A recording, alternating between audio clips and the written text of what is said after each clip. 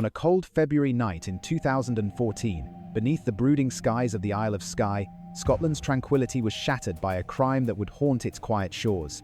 Inside a stone cottage, police would find a man's body broken by 20 shattered ribs, and the woman who once vowed to love him standing nearby in eerie calm. Sandra Bruce, once a devoted wife and trusted neighbor, had become the center of a case so brutal that even veteran detectives struggled to describe it.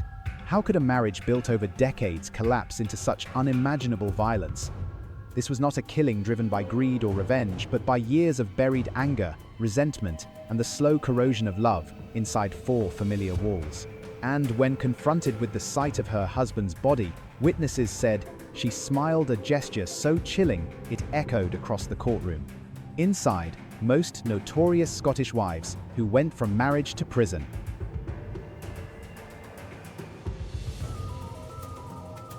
Welcome to UK Real Crime, where Scotland's most peaceful towns hide the darkest betrayals, and wives, once bound by love, reveal the thin line between devotion and destruction. Today, we uncover the shocking real-life stories of Scottish women who turned from partners to predators, from the Isle of Skye to Glasgow, Perth to Argyll, each bound by one haunting truth: love can kill. What you're about to hear may stay with you long after the screen fades to black.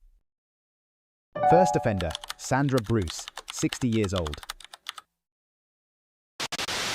On a cold February night in 2014, the stillness of the Isle of Skye was broken by a crime that stunned even the most seasoned investigators.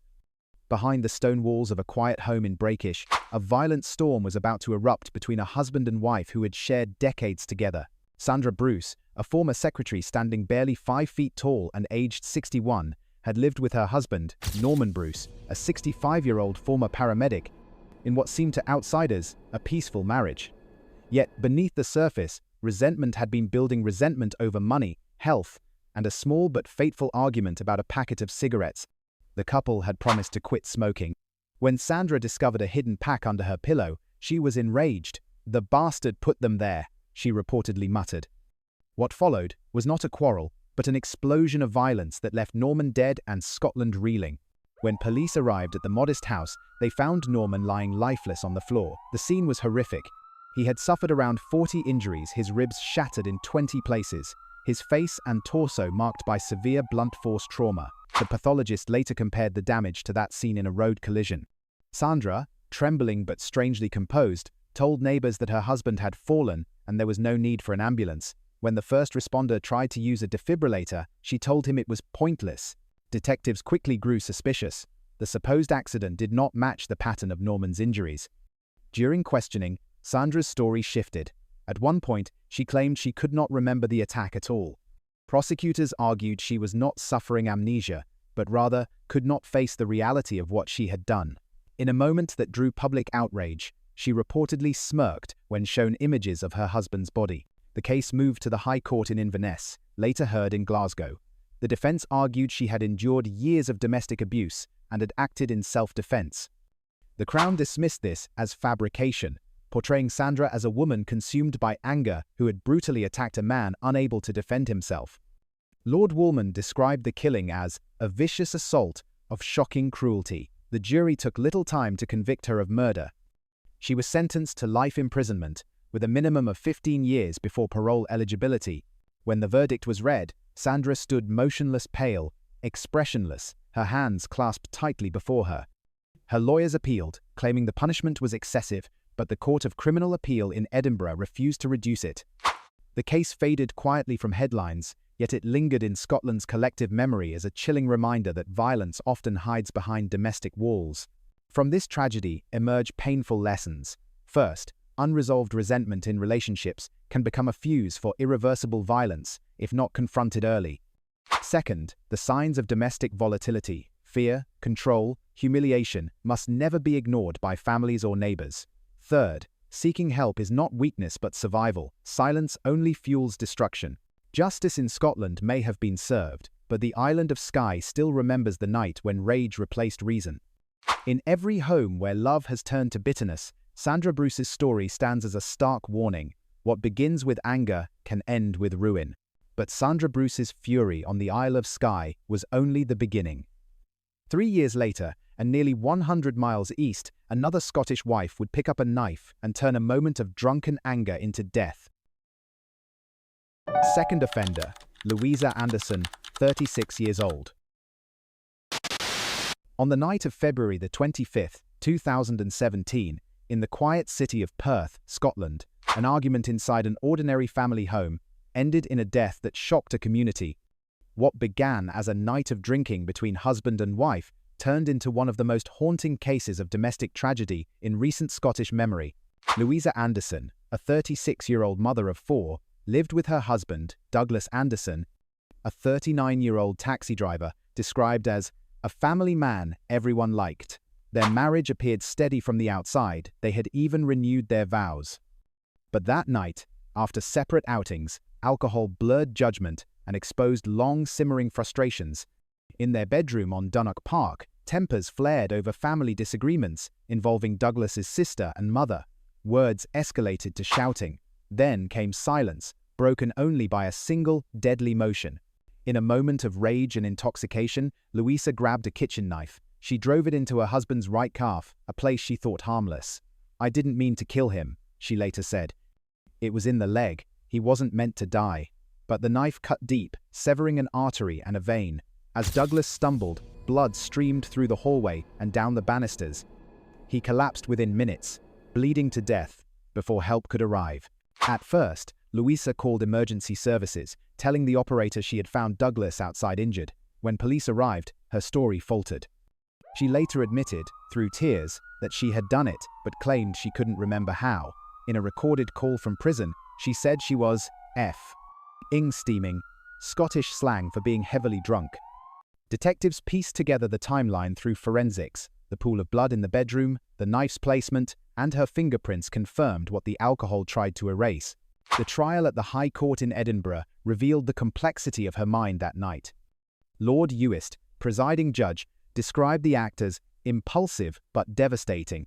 The defense argued diminished responsibility due to an abnormality of mind, and the Crown accepted her plea of culpable homicide, the Scottish equivalent of manslaughter. The prosecution highlighted her history of aggression, 3 previous assault convictions, and 1 for carrying a weapon, suggesting a pattern of violent impulse. When Louisa stood in the dock for sentencing, she looked hollow, her hands trembling as the judge spoke. "You took a life with a lethal weapon," he said, "and though you did not mean to, the law cannot ignore that choice." She was sentenced to 6 years in prison, a term reduced from 9 because she had pleaded guilty early. Her lawyer said she was profoundly affected by what she had done, haunted by the thought that the kids will never forgive me for killing their father. Outside the courtroom, public reaction was one of disbelief. A single wound, in a single moment, had ended a man's life and destroyed a family. There were no protests, no campaigns, just quiet sorrow from neighbors who remembered them as a normal couple. Louisa Anderson is now 44, still serving her sentence in Scotland. Her story stands as a somber reminder: one reckless second can erase a lifetime of love. If Louisa Anderson's act was one of impulse, what followed in Clydebank was something darker. There, alcohol mixed with vengeance, and a single sentence spoken in cold blood would echo across Scotland's courts. Third offender, Lorna Middleton, 37 years old. On the night of June the 25th, 2020, a small flat in Clydebank, West Dunbartonshire, became the setting of a killing that would disturb even seasoned detectives. It began as a party filled with alcohol, arguments, and wounded pride, and ended with a husband dead and his wife convicted of murder. Lorna Middleton was 36 years old, a mother of 4 with a known history of violent outbursts. Those who knew her described her as fiery, unpredictable, and easily provoked, especially under the influence of alcohol. Her husband, William Billy Middleton, 38, was seen by friends as gentle, protective, and patient qualities that made the violence that followed all the more incomprehensible. That evening, their flat was crowded with people drinking and using drugs. An argument erupted between Lorna and a stranger named Kieran Spence. When Billy failed to defend her in the confrontation, her anger began to boil. Later, when the guests left and silence returned, Lorna's resentment turned inward. In her mind, Billy had humiliated her, let her down, and she wanted him to feel it. Neighbors later recalled hearing shouts, then a thud. Moments later, Billy was lying on the floor, bleeding heavily from a deep stab wound to his upper back. The single thrust of the knife had penetrated his lung and heart, severing a major blood vessel. He also had a fractured neck, a broken rib, and scratches on his face, signs of a violent struggle. When officers arrived, they found Lorna on the floor beside him, sobbing and refusing to let them inside. "Revenge is a dish best served cold," she told one of them in a moment that stunned everyone who heard it. Detectives quickly gathered evidence. 2 knives were recovered near Billy's body. Blood spatter showed he had been stabbed from behind, contradicting her later claim of self-defense. Forensic analysis revealed that the wound required significant force. Lorna told investigators she couldn't remember what had happened. Her legal team later argued that she was too intoxicated to recall the event, suggesting she never intended to kill, but prosecutors painted a picture of a woman consumed by rage and vindictiveness. At her trial in the High Court in Glasgow in September 2021, Lorna sat motionless as prosecutors read the details of Billy's injuries. Her defense team described a relationship poisoned by alcohol and volatility, but Lord Clark dismissed this as no excuse for a deliberate act of lethal violence. "This was a domestic killing," he said. "A man lost his life in his own home at the hands of someone who should have protected him." The jury found her guilty of murder. She received a mandatory life sentence with a minimum term of 18 years, 1 year longer than the usual punishment, as the court ruled the killing constituted domestic abuse. When the verdict was read, she stared ahead in silence, her expression drained of emotion. Detective Inspector Erin Renwick later said the verdict brought some comfort to Billy's family, though no justice could undo their loss. His brother called him a much-loved man whose life ended too soon. The story of Lorna Middleton reveals the dark intersection of alcohol, anger, and vengeance within the home. It is a warning that violence rarely begins with a weapon, it begins with a choice. And once that choice is made, there is no turning back.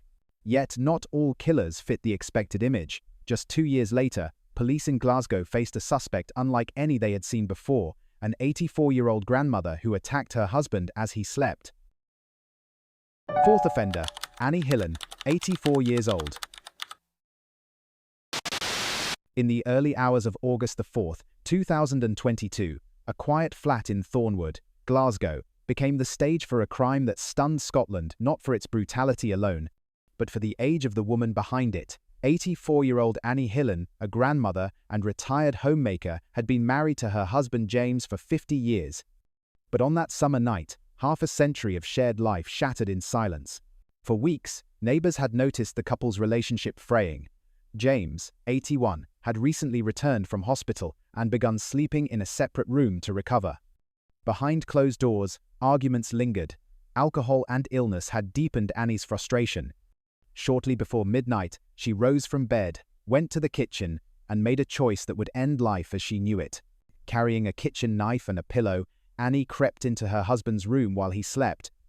Without a word, she drove the knife into his right shoulder, then pressed the pillow against his face in an attempt to smother him. James fought back, weak but desperate, managing to wrench the knife from her grasp. But Annie wasn't done. She returned moments later with a second blade. As she swung again, James raised his arm, suffering cuts but saving his life. He finally overpowered her, fled the flat bleeding, and banged on a neighbor's door. Moments later, Annie appeared outside in her pajamas and socks, calm and detached. To the neighbor who opened the door, she said evenly, "I've stabbed my husband." When police arrived, she confessed, again, this time adding chilling words. She was disappointed she hadn't succeeded in killing him. The investigation that followed was swift. Detectives found 2 blood-stained knives, the pillow marked with fibers and blood, and signs of premeditation. The High Court later heard that Annie had thought about and planned the attack before carrying it out.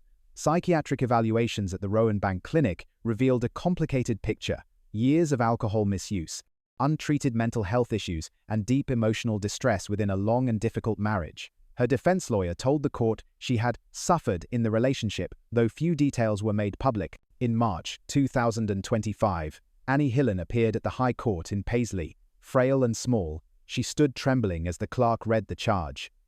Originally accused of attempted murder, she pleaded guilty to a reduced count of assault to injury and danger of life. Judge Tom Hughes noted that it was something you thought about and planned, but acknowledged her age, her psychiatric progress, and her remorse. Instead of prison, he imposed a 3-year community payback order with a year-long electronic tag and a strict curfew from 7 in the evening to 7 in the morning. The ruling sparked national debate. Many questioned how a premeditated stabbing could end with no jail time, with one commentator calling it a sentence unthinkable for a younger offender. James himself told the court he could not continue to reside with his wife and saw no chance of reconciliation. Annie, however, still believed the marriage might yet be saved. Now 87, she lives under supervision in a residential care home, barred by court order from contacting her husband. The case left Scotland divided between mercy and justice, compassion and accountability. In the end, the Hillen story reminds us that violence has no age limit, and regret cannot reverse what has been planned in silence. While Annie Hillen's case ignited fierce debate about leniency for the elderly, it wasn't Scotland's first encounter with age and violence behind domestic doors. More than a decade earlier, another pensioner's knife had raised the same haunting question: can frailty excuse intent? Fifth offender, Morag Amour, 50 years old. On the evening of September the 17th, 2009, the small village of Comrie in Perthshire, Scotland, witnessed an incident that would ripple quietly through local headlines, a domestic attack that raised difficult questions about justice, age, and intent. Inside a modest home, an 80-year-old man was found bleeding from multiple stab wounds to his wrist. His wife of decades, 78-year-old Morag Amour, was accused of causing them. To those who knew her, Morag was a quiet, church-going woman, frail in appearance, the sort of neighbor who smiled in passing. But that autumn night, police arrived to find her standing still, pale and trembling. Paramedics treated her husband, William Amour, who was conscious but shaken. He had suffered repeated knife wounds, injuries that prosecutors would later call consistent with deliberate assault. Within hours, Morag was taken into custody and appeared the next morning in private at Perth Sheriff Court, charged with assaulting her husband to his injury and danger of life. What drove a 78-year-old woman to violence after a lifetime beside the same man? That question hung over the investigation like mist on the surrounding hills. The couple's marriage had endured the ordinary frictions of old age, but neighbors had never reported any history of abuse or shouting matches. Prosecutors would later reveal no motive, no quarrel, and no statement of intent. The only certainty was that the attack occurred in their former matrimonial home and that, after it, the pair had to live apart. Detectives searched the house, photographed bloodstains on kitchen tiles, and collected the knife. Forensic tests were inconclusive. There were no witnesses, no confession. And, in the weeks that followed, the case seemed to lose momentum. Morag's health began to decline rapidly, and questions emerged about whether she was fit to stand trial. Behind the scenes, prosecutors weighed the balance between justice and compassion, between public interest and the reality of age and frailty. By August 2010, less than a year after her arrest, the Crown Office quietly confirmed that no further proceedings would be taken against her. The case was over. Morag was no longer an accused woman. She was, legally, free. The court allowed the couple to share supervised social contact, occasional meals, brief visits, but ruled that she could not return to live with William. They remained separated for the rest of their lives. There was no dramatic verdict, no televised judgment, no outrage on social media. But the story drew attention in legal circles for a different reason. It reignited debate in Scotland about how the justice system treats elderly offenders, particularly women. Could frailty excuse violence? Should intent still matter when the accused is nearing 90? Morag Amour faded from the public eye soon after the decision. Locals said she rarely left her small flat and spent her remaining years in quiet isolation. William, her husband, recovered from his injuries, though the scars on his wrist remained visible reminders of that night. Her case stands as a haunting reminder that violence can surface even in the final chapters of life, and that justice, when weighed against age, can blur into mercy. In the end, it asks a timeless question: how do you punish a heart already worn down by time? But to understand the full spectrum of what drives women to kill, we must look further back to a windswept cottage in Argyll, where one gunshot in 1999 shattered silence and changed Scottish law forever. Sixth offender, Kim Galbraith, 30 years old. In the winter darkness of January the 14th, 1999, a single gunshot broke the stillness of Furness. a small village on Scotland's rugged west coast. Inside a remote cottage, police constable Ian Galbraith lay dead, shot through the head as he slept. Hours later, his wife, 30-year-old Kim Galbraith, stood before detectives covered in blood, claiming two masked intruders had killed him and raped her. It was a story that would unravel within hours and go on to divide a nation. Kim, a mother and the wife of a respected officer, was known in the village as quiet and reserved, but behind closed doors, she lived in fear. During her later testimony, she described years of horrific sexual and physical abuse at the hands of her husband, acts of degradation she said no one could imagine. "He broke me," she told investigators. "I couldn't see any way out." Yet the prosecution painted a very different picture, a cold, calculated wife who executed her husband and staged a false crime scene. That night, after asking Ian to show her how to fire his hunting rifle, Kim waited until he was asleep. Around 2 in the morning, she raised the .270 rifle, pressed it to his head, and pulled the trigger. Then came an elaborate deception. She rubbed blood on her nightdress, set small fires in the house, and even faked signs of sexual assault. In a frantic 999 call, she screamed that intruders had broken in. When officers arrived, they found the cottage half burned, the infant daughter sleeping in another room, and Kim trembling in the kitchen. For 12 hours she stuck to her story until exhaustion broke her. "I did it," she finally whispered. In June that year, a jury at the High Court in Glasgow found her guilty of murder. The judge, Lord Osborne, said the verdict surprised and dismayed him, hinting that justice might not have been done. Kim was sentenced to life imprisonment. Her face at sentencing was pale, eyes fixed on the floor. Her only words were, "I never meant for any of this to happen." While she sat in prison, her case sparked a national debate. Women's groups, led by campaigners from Justice for Kim, argued she had been a victim of prolonged sexual slavery and coercive control. Psychologists testified that her mental state met the conditions of diminished responsibility. 4 years later, the Court of Criminal Appeal in Edinburgh overturned the murder conviction. The judges accepted that the law's narrow definition of mental disease had failed to recognize the effects of sustained abuse. At her retrial, she pled guilty to the reduced charge of culpable homicide and received 10 years later reduced to 8 for good behavior and her status as a model prisoner. In February 2003, Kim Galbraith walked free after serving just over 4 years. She rebuilt her life, remarried an IT consultant, and raised 2 more children. But for Ian's parents, her release was an open wound. His mother called Kim evil beyond belief and said, "She destroyed our family," and then walked away. Now aged 56, Kim lives quietly, her name changed, her past sealed behind suburban walls. Yet her case remains a turning point in Scottish law, reshaping how courts understand the psychology of domestic abuse. It leaves one enduring question. When someone kills to escape a life of terror, is it murder or survival? While Kim Galbraith's case reshaped the nation's understanding of domestic abuse, others showed that rage can exist without justification at all. Years later, in Rutherglen, a balcony confrontation turned deadly in a matter of seconds. 7th offender, Ruth Carr, 33 years old.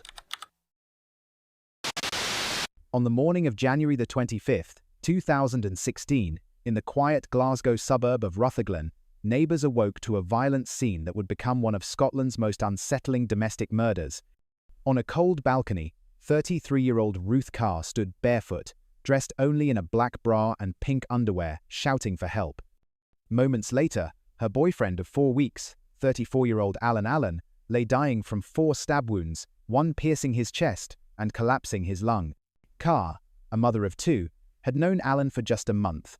Their brief relationship was described in court as toxic and volatile, filled with jealousy and arguments about money. On that winter morning, residents of the tenement building heard shouting echo through the stairwell. One neighbor, Jill Strachan, recalled, "There was a lot of shouting, a commotion. It seemed to be all about money." Through her window, she saw Carr standing on the balcony, confronting Alan in what appeared to be a furious rage. When the neighbor appeared at her window, Carr turned toward her and shouted, "Phone the police, he has raped me." But the witness told the court she didn't believe the claim. Seconds later, Alan collapsed on the landing below, bleeding heavily from his wounds. When police and paramedics arrived, he was already dead. Investigators quickly pieced together the timeline. The argument had erupted inside Carr's flat before spilling out onto the balcony. At some point, she seized a knife and struck Allen 4 times, 2 blows to the torso, 1 to the shoulder, and a final fatal wound that pierced his heart. The knife fell from her grasp onto the cold concrete, later found near a pool of blood. Despite claiming she acted in self-defense, forensic analysis revealed no evidence that Allen had been armed or initiated the attack. Carr was arrested at the scene, her body trembling as officers placed her in handcuffs. During questioning, she told detectives she had been terrified and just wanted him to stop, but prosecutors argued that she had previously threatened to stab Allen and that her violence was deliberate, not defensive. The Crown's case painted a portrait of a woman driven by jealousy and volatility, not fear. At her trial in the High Court in Glasgow, the jury deliberated for several hours before finding her guilty of murder.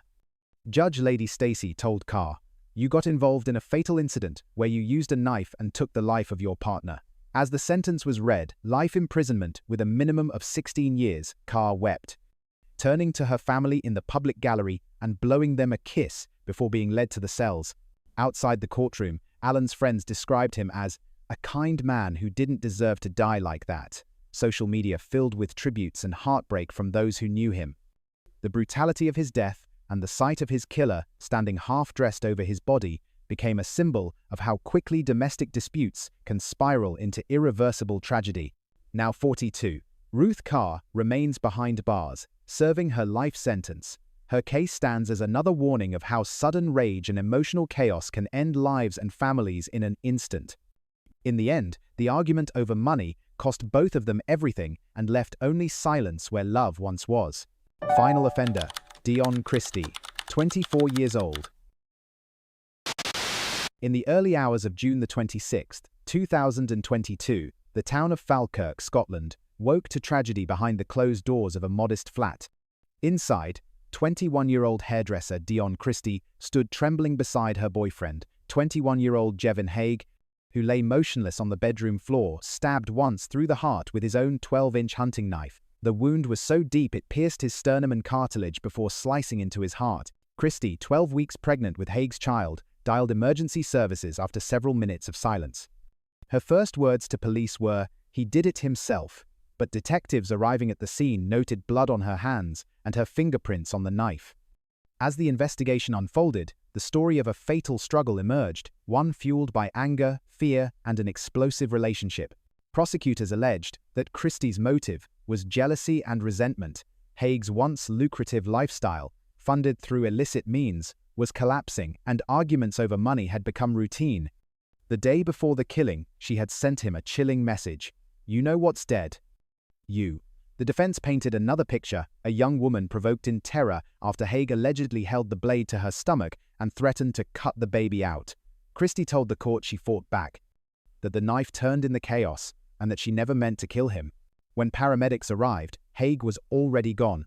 The post-mortem confirmed the knife entered with moderate force, too deep to have been accidental. Police reconstructed the struggle, and forensic evidence revealed that Christie had previously attacked him once, stabbing his leg and slashing his clothes. The portrait that emerged was of a volatile relationship trapped in a cycle of love and violence. In March 2025, at the High Court in Stirling, a jury rejected the charge of murder but found Christie guilty of culpable homicide under provocation. Judge Lord Armstrong described the act as a moment of fatal anger. During sentencing 2 months later in Glasgow, Christie, now 24, stood shaking as he delivered her punishment, 8 years and 6 months in prison. Her sentence included an additional 6 months due to the domestic nature of the killing. "You took the life of a young man," he said, "and that demands justice." Outside the courtroom, Haig's mother, Karen May Mearns, wept. "She's a monster," she said. Finally, she's caged. When Christie's legal team later appealed her sentence, arguing it was too harsh, the High Court of Criminal Appeal in Edinburgh dismissed the case. The decision brought quiet relief to Haig's family, who said they could begin to grieve properly. Christie's case sparked national debate, not only for the crime, but for her behavior afterward. While on bail, she posted glamorous holiday photos from Paris and Spain, drawing outrage online. Yet the trial also made legal history. Scotland's High Court ruled that biomechanical computer simulations used by prosecutors were inadmissible, setting a new precedent for scientific evidence standards in criminal law. From her prison cell, Christie remains a reminder of how rapidly passion can turn to peril. Her story underscores hard lessons. Toxic relationships can escalate fast. Threats, even emotional ones, should never be ignored, and seeking help early may prevent irreversible tragedy. In the end, a single moment of fury ended 2 young lives, the victims in blood and the killers in confinement, leaving silence where love and violence once clashed. As the shadows close on these stories, one truth lingers: evil doesn't always wear a stranger's face. Sometimes it sleeps beside you. From the misty coasts of Skye to the heart of Glasgow, these Scottish wives remind us how quickly love can twist into something lethal. But behind every verdict lies another untold story waiting to surface. Which hidden crimes should we uncover next? Tell us your thoughts in the comments. Your idea might lead the next investigation. If you found these cases as chilling as we did, make sure to subscribe to UK Real Crime and hit the bell icon to be the first to uncover the next dark chapter of Britain's real-life mysteries. Until then, stay curious, stay safe, and remember, truth is often stranger than fiction.